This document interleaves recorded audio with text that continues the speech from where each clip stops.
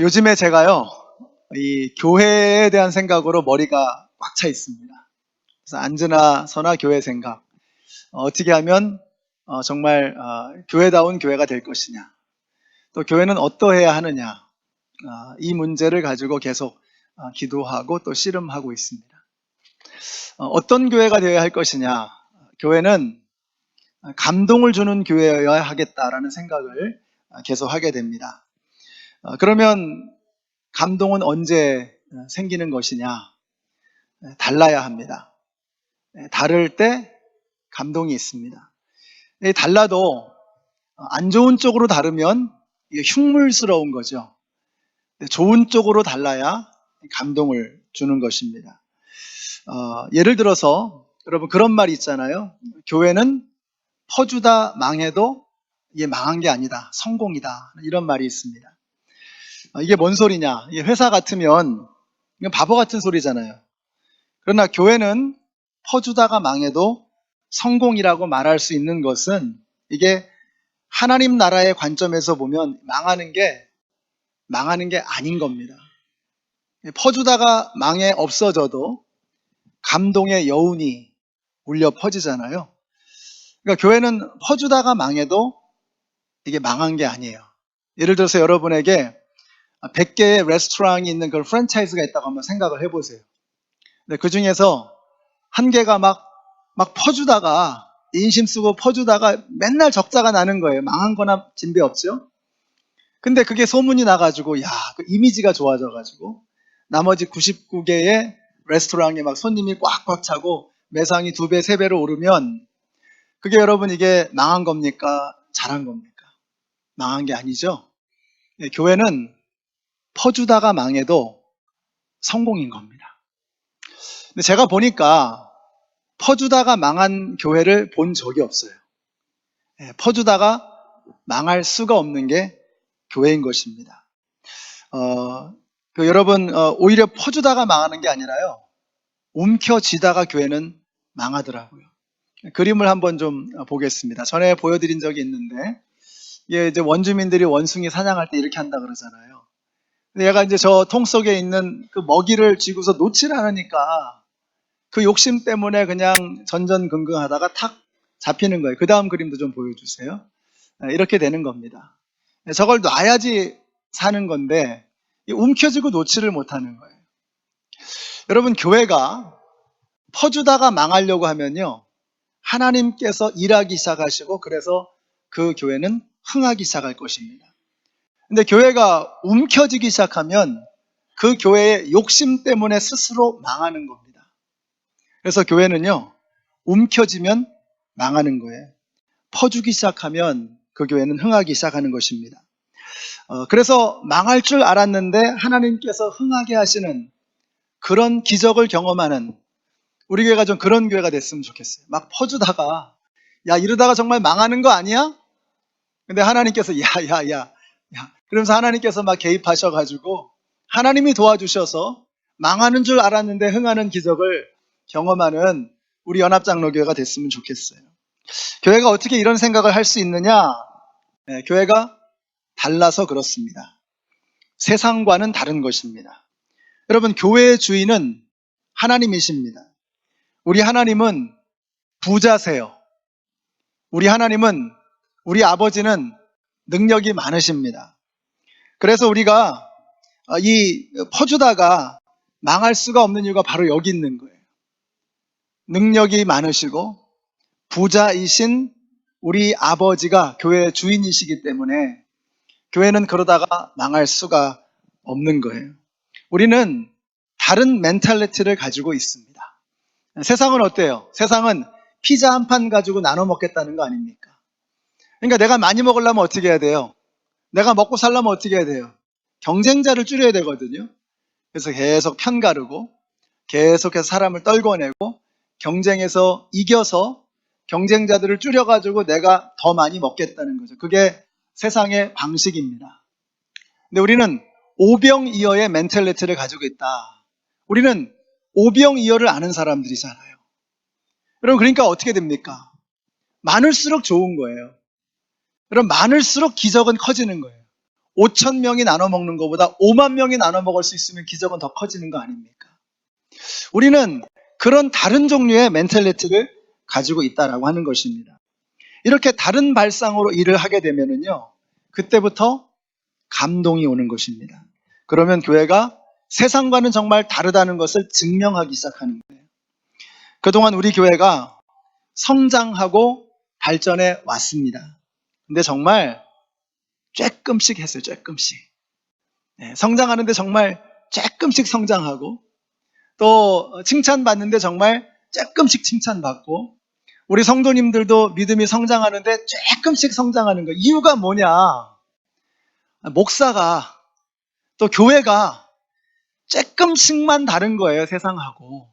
그래가지고는요, 하나님의 역사가 일어나지 않는 거예요. 어떻게 해야 되느냐? 달라야 합니다. 파격적으로 달라야 합니다. 근본적으로 달라야 해요. 그래야 하나님께서 이 교회에 큰 부흥을 주실 줄로 믿습니다.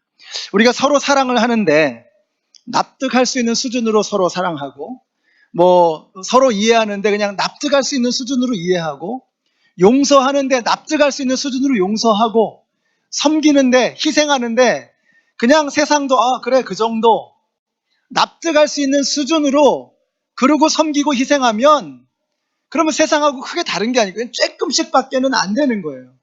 근데 세상이 이해할 수 없는, 세상이 납득할 수 없는, 세상이 상상할 수 없는 그런 수준으로 퍼주고, 정말 망할 기세로 퍼주고, 망할 기세로 나누어주고, 망할 기세로 사랑해주고, 망할 기세로 섬기고 용서해주면 그때부터 하나님께서 일하기 시작하실 줄로 믿습니다. 저는 이게 교회가 세상과 파격적으로 달라야 된다고 생각해요. 그래야 우리 교회도 조금씩이 아니라 하나님이 주시는 부흥이라고 밖에는 인정할 수 없는 그런 놀라운 부흥, 그런 놀라운 여러분의 믿음의 성장이 이루어지기 시작할 줄로 믿습니다. 세상과 달라야 합니다. 예수님은 정말이지 다르셨어요. 달라도 너무 다르셨어요. 그래서 바리새인들을 향해서, 여러분 세상 모든 사람들이 존경하고 부러워하는 사람들 아닙니까? 당시에 바리새인들 하면 믿음 대단하다, 엄청나다, 존경받는 사람들이었어요. 근데 예수님은 다르셨어요. 보는 눈이 다르셨어요. 그들을 향해서 회칠한 무덤이라고, 독사의 자식이라고 그들을 향해서 책망하기를 서슴지 않으셨습니다. 세상 모든 사람들이 천대하고 외면하는 세리를 향해서는 이 사람도 아브라함의 자손이라고 말씀해 주셨어요. 너무 다르셨어요. 예수님은 다르셨습니다. 창기들과 병자들하고는 친구가 되셔가지고 밥도 같이 드시고 또 함께 시간을 보내시고 참 이상하셨어요. 오늘 본문에서도 보면은요, 어린아이들을 향해서 뭐라고 이야기를 하세요? 하늘나라가 이런 아이들의 것이다. 어린애들을 두고 하늘나라가 이런 아이들의 것이다. 여러분, 이게 기절초풍할 일인 겁니다. 말이 안 되는 거예요. 당시에 어느 누구도 아이들을 향해서, 사회적으로 어린아이들을 향해서 그렇게 평가하고 그렇게 인정한 사람이 없어요. 그런 적이 없어요. 이게 얼마 안 된 현상입니다. 여러분, 유엔에서 전 세계 어린이의 날을 제정한 것이 1954년입니다.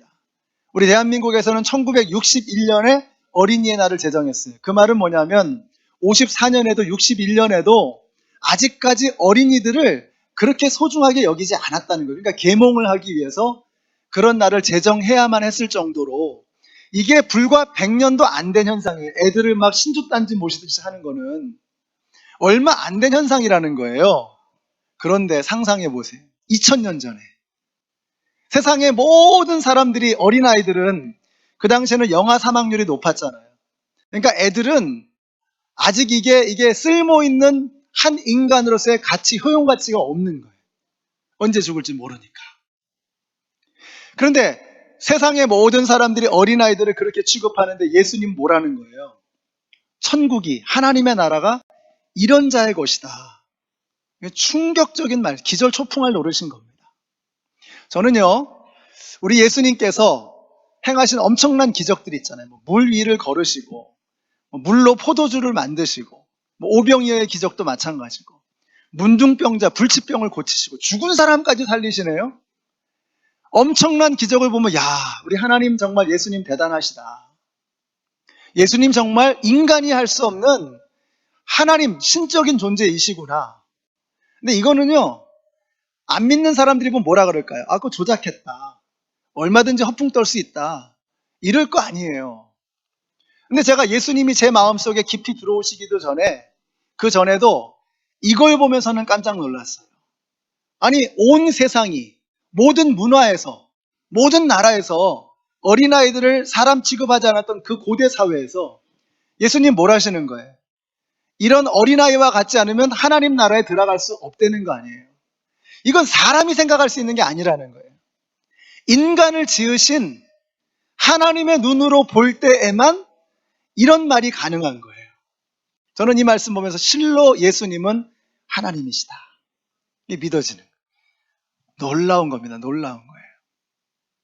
우리 예수님은 달라도 너무 다르셨어요.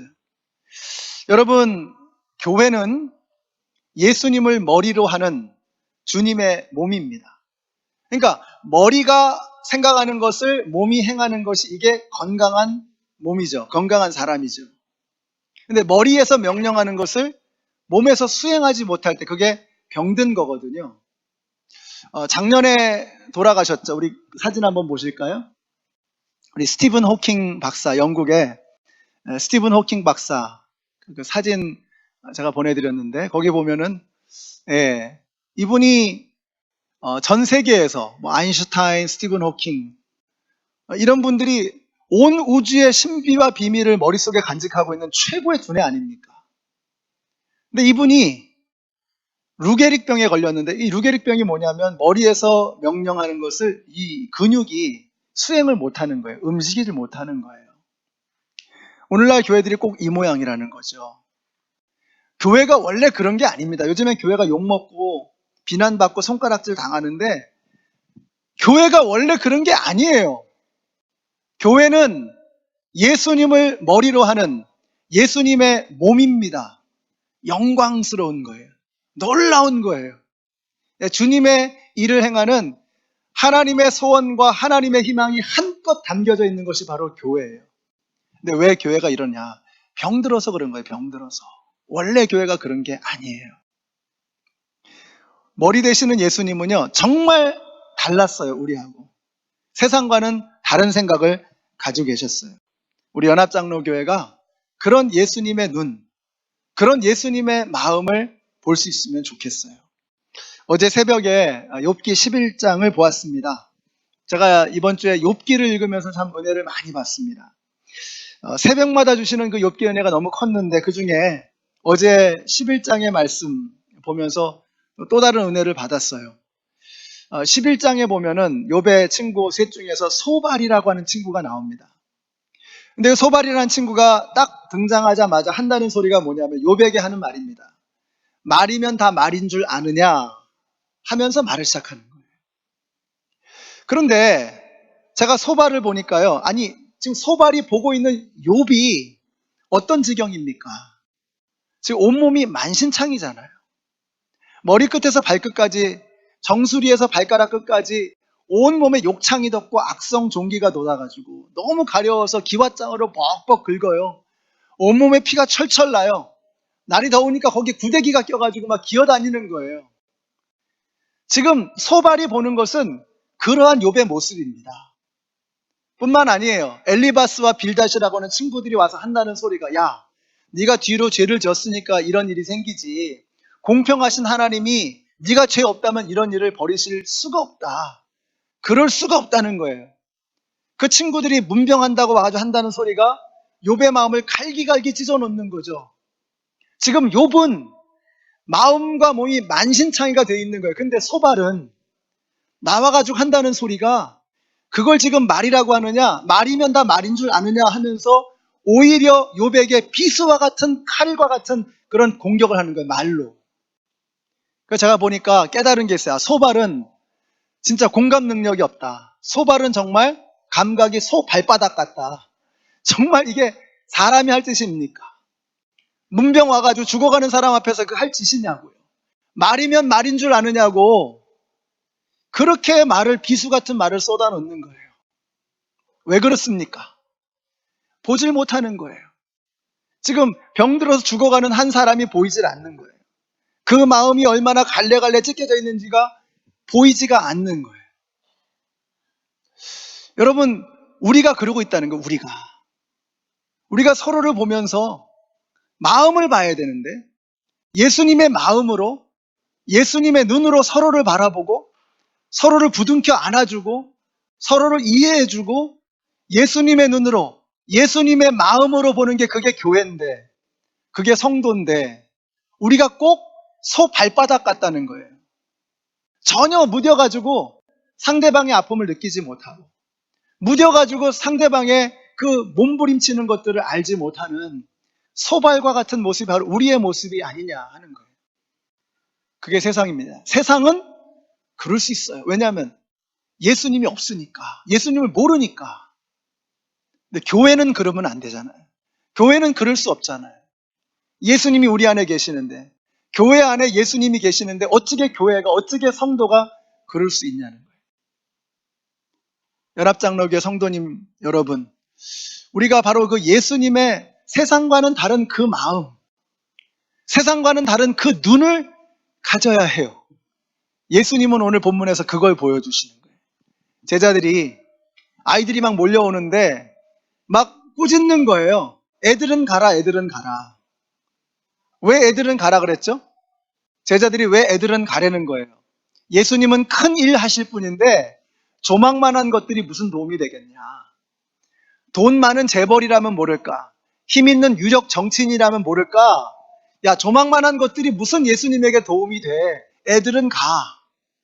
네, 그들이 예수님의 큰 사역에 보탬이 안 된다고 본 거죠. 예수님은 달랐어요. 예수님 뭐라고 말씀하세요? 오히려 그 꾸짖는 제자들을 꾸짖으세요. 진노하셨어요. 그럼 뭐라고 말씀하시느냐? 하나님의 나라가 바로 이런 자의 것들이다. 이와 같이 되지 않으면, 어린아이와 같이 되지 않으면 하나님의 나라에 들어갈 수 없다라고 말씀하시는 거예요. 보는 게 너무 다르잖아요.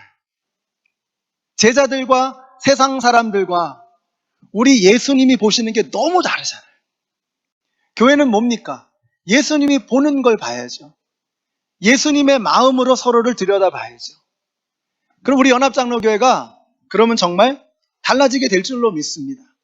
우리는 예수님의 눈으로 보고 예수님의 마음으로 사람들을 헤아릴 수 있는 그런 교회가 되어야 하는 것입니다. 여러분, 세상은 내가 필요한 사람을 우대하잖아요. 그러나 예수님은 그러지 않으셨어요. 교회는 그러면 안 되는 겁니다. 세상은 나에게 필요한 사람을 우대하지만 교회는 나를 필요로 하는 사람, 우리 교회를 필요로 하는 사람을 소중하게 여길 수 있어야 되는 겁니다. 여러분, 우리 교회가 한동안 이걸 깜빡 잊고 지낸 것이 아닌가, 이 영성을 회복해야 되는 것이 아닌가 하는 생각이 드는 겁니다. 제자들은 아이들이 도움이 안 된다고 그렇게 보냈어요. 예수님은 그 아이들이 하나님 나라의 소망이라고, 이 아이들이야말로 하나님을 만나야 된다고, 그 아이들을 끌어안아 주시고 머리에 안수해 주시고 하나님의 나라가 바로 이런 아이들의 것이라고 축복해 주시는 거예요. 만약에 이 시대에 이 땅의 교회들이 이런 예수님의 심장으로, 예수님의 가슴으로 한 사람 한 사람, 교회 찾아오는 한 사람 한 사람을 만나줄 수 있다면 여러분, 교회가 얼마나 매력적인 곳이 되며 얼마나 교회가 세상 사람들에게 감동을 주는 그런 곳이 되겠습니까? 우리 예수님께서요, 이 땅에 계실 때 제자들에게 두 가지의 큰 명령을 주셨습니다. 첫 번째 명령은 뭐냐면 너희가 서로 사랑하라. 내가 너희를 사랑한 것처럼 너희도 서로 사랑하라. 너희가 서로 사랑하면 이로써 세상 모든 사람들이 너희가 내 제자인 줄 알 거야. 세 계명을 주셔서 사랑하라는 거예요. 사랑. 그 다음에 주신 계명이 뭐냐면요, 전도하라는 거예요. 그 사랑으로. 그 사랑을 가지고 그러한 공동체가 나아가서 전도를 해야 된다는 겁니다. 근데 이 순서를 바꾸면 안 돼요. 제가 예전에는 이 사랑이라는 건 당연한 것으로 여겼고 교회 안에 사랑이 당연히 있는 것으로 여기고 그냥 전도를 많이 강조했잖아요. 근데 이렇게 보니까 그러고 나서 몇 년을 지나서 우리 교회를 보니까 전도는 해보겠다고 열정을 내는데 사랑이 부족하네요. 근데 예수님이 명령하신 게 순서가 서로 사랑하라고, 공동체를 만들으라고, 하나가 되라고 말씀하신 다음에 그 다음에 전도하라는 거예요. 이 순서를 뒤집어 버린 거예요. 마치 이런 거잖아요. 두 사람이 서로 사랑하다 해서 살다 보면은 아기를 낳는 건데, 아기를 낳으려고 둘이 만나고 있는 거예요. 마치 이런 격입니다. 교회가 그렇게 되면 어떻게 되겠어요? 애 낳으려고 만나는 그런 관계가 되면 안 되잖아요. 서로 사랑하게 막 뜨겁게 사랑하다 보니까 애가 나와야지. 근데 우리가 이러고 있다라는 거예요. 이러고 있더라는 거예요. 우리 연합장로교회의 모습이 또 체질이 달라지게 되시기를 바랍니다. 여러분, 이게 교회가 건강해진다는 게 이런 것 같아요. 교회 기본 실력이 뭐냐? 기초 체력이 뭐냐? 이거죠. 서로 사랑하느냐. 예수님은 너희가 서로 사랑하라고 제자들에게 말씀하셨잖아요. 너희가 서로 사랑할 때 세상이 변한다는 거 아니에요. 여러분, 전북 축구단의 그 감독이 최강희 감독입니다. 최강희 감독의 그 축구 전략이 뭐냐면요. 닭공이라, 닭공. 이분의 전략은 닭공 축구. 닭공이 뭐냐면 닥치고 공격해. 딴 거 필요 없다는 거예요. 3골 먹혀도 4골 넣으면 이기는 거 아니에요? 닭공. 그러니까 그분의 축구는 닭공 축구입니다. 재밌거든요. 근데 교회는 뭡니까? 교회는 닭사. 닥치고 사랑해.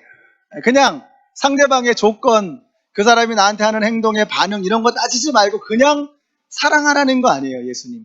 원수까지도 그냥 닥치고 사랑하라는 거 아니에요. 그러면 원수도 뒤집어지는 거 아니에요.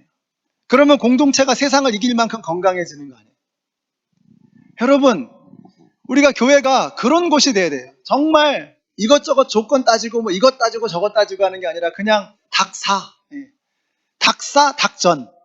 닥치고 사랑하고 닥치고 전도하고. 예수님 그 얘기 아니에요. 서로 사랑해라. 나가서 전도해라. 기초 체력이 없으니까, 기본기가 없으니까 조금 하다가 휘청거리는 거 아니에요. 기초가 뭡니까? 기본 체력이 뭐예요? 서로 사랑하라는 거예요.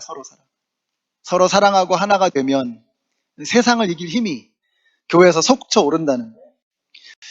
여러분, 지난주에 우리 교회 이름 때문에 우리 원로 장로님들과 당회원들이 함께 만날 기회가 있었습니다.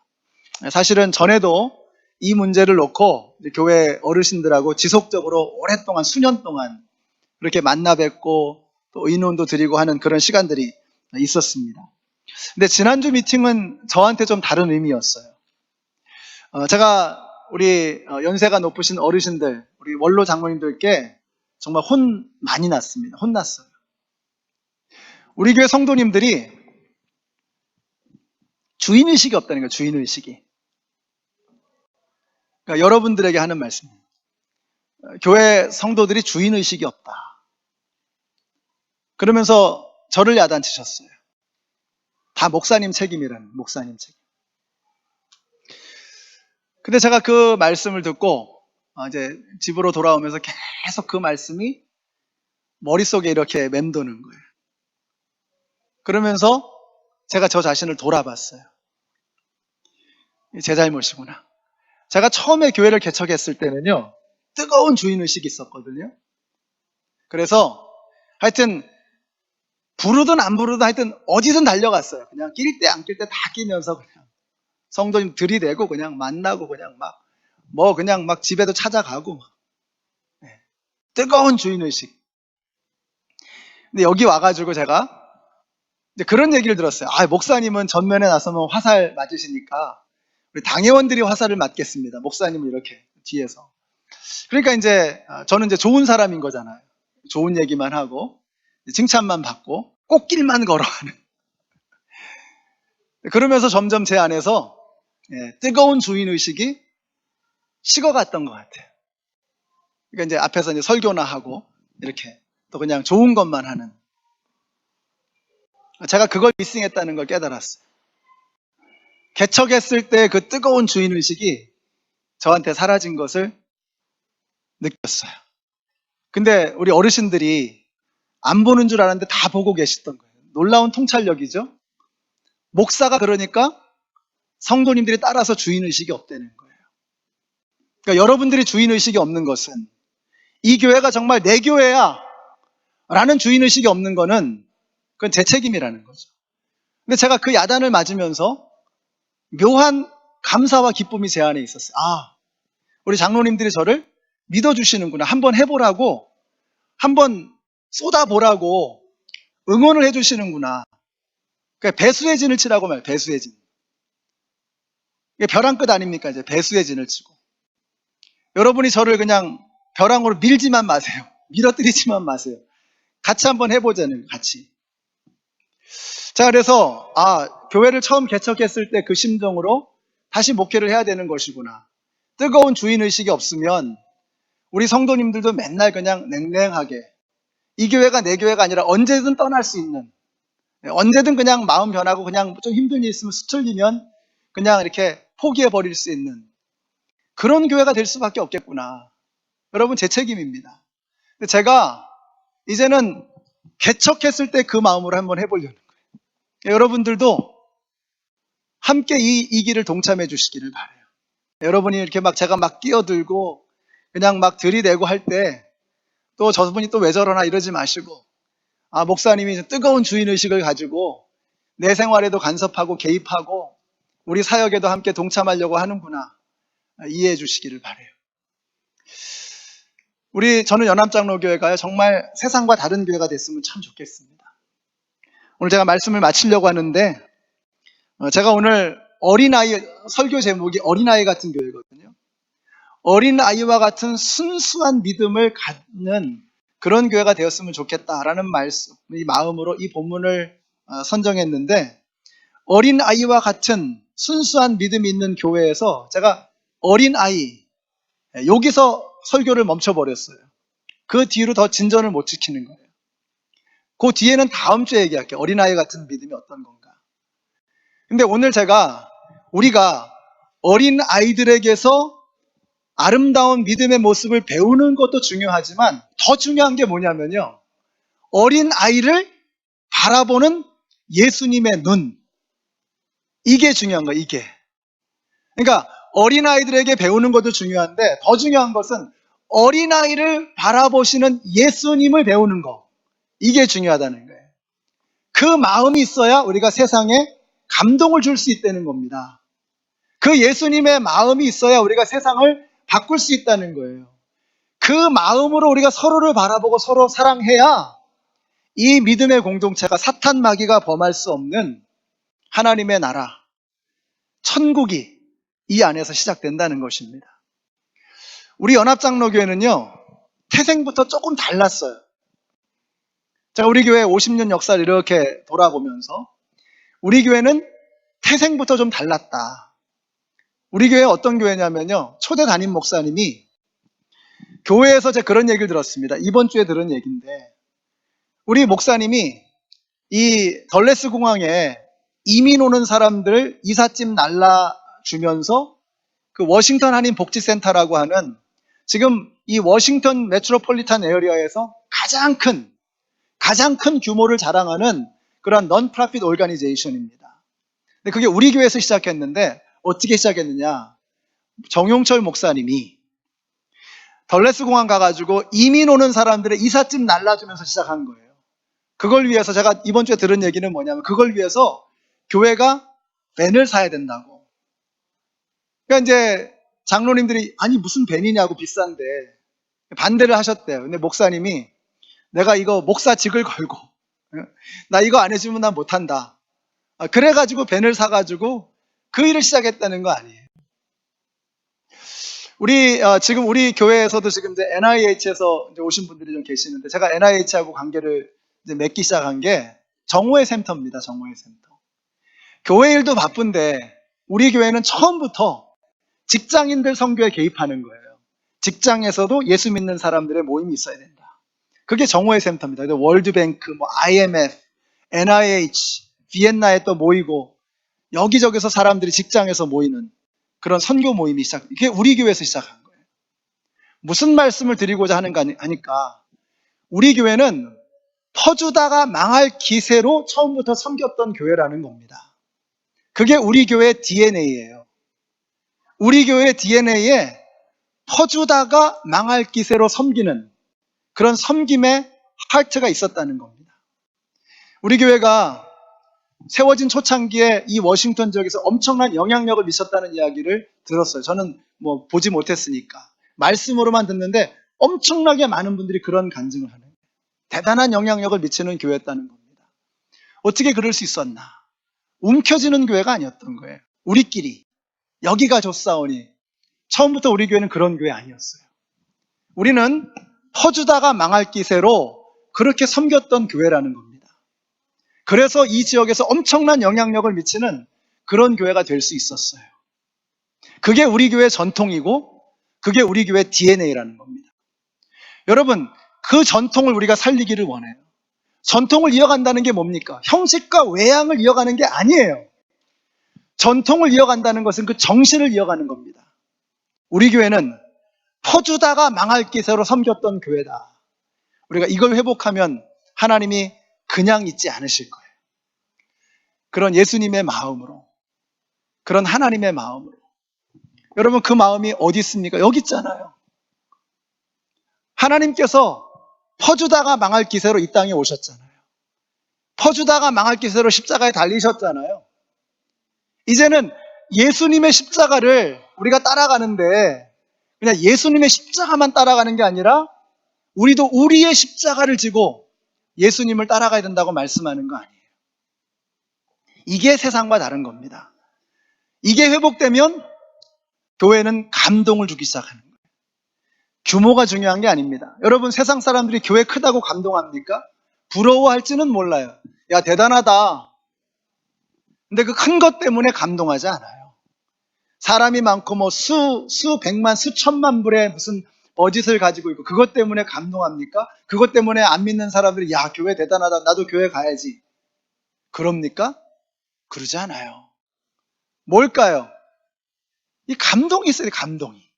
예수님의 그 마음, 예수님의 그 사랑, 예수님의 눈으로 예수님의 마음으로 서로 품어주는 세상이 납득할 수 없는 그 뜨거운 사랑이 이 안에 있으면, 그 기본기가 탄탄하면 그 사랑이 세상으로 퍼져나가는 거 아니에요. 그래서 하나님의 나라가 확장되는 거 아니에요.